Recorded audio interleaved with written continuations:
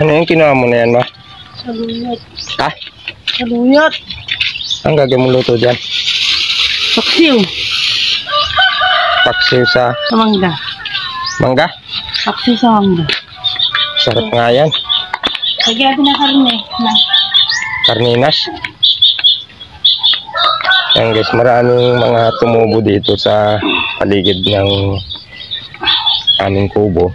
Ayan o. Ganda o tataba.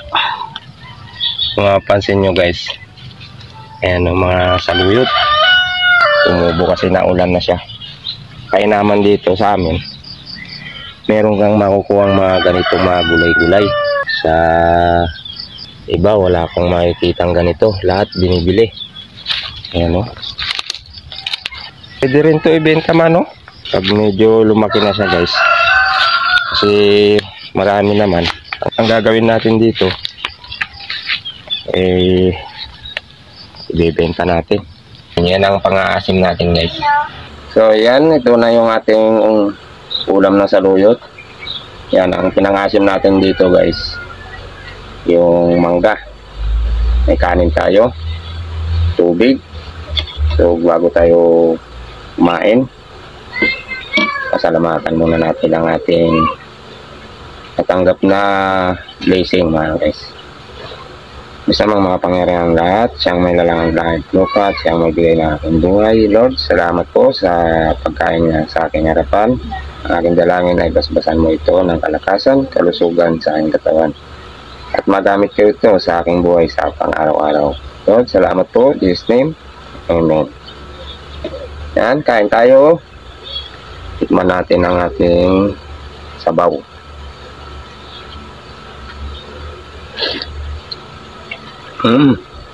Sarap.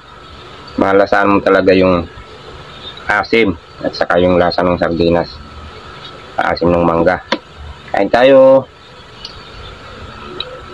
Pag kami nagluluto ng ganitong gulay, saluyot, ang karaniwan namin ginagawang luto may asim para mabawasan yung kanyang dulas. Hindi siya masyadong madulas guys. Lalo pagka sukang ginamit mo,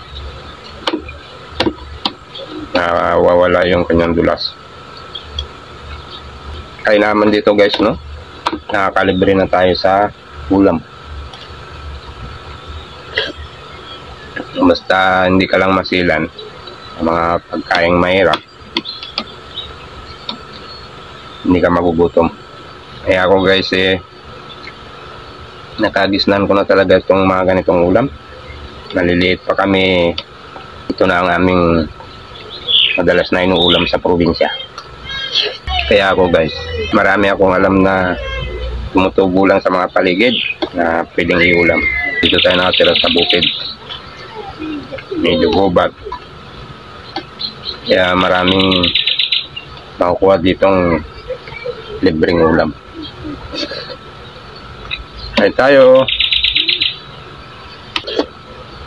Masarap talaga nung sabaw. Ano? Masarap pang luto nito guys, ano? Ang pang-aasim mo yung usbong ng palok. Saugan mo ng tinapa o kaya mga inihaw na isda o pinirito.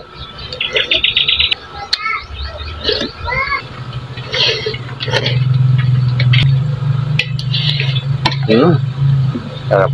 Kaya huwag lang magsawa ng mga gulay-gulay dito. Kaya libre na tayo laging ulam. Sarap. Yun lang guys, maraming salamat sa patuloy niyong panonood sa aking mga video. Kaya inyong mga suporta lagi sa aking ina-upload na video. Maraming salamat. Cheers tayo.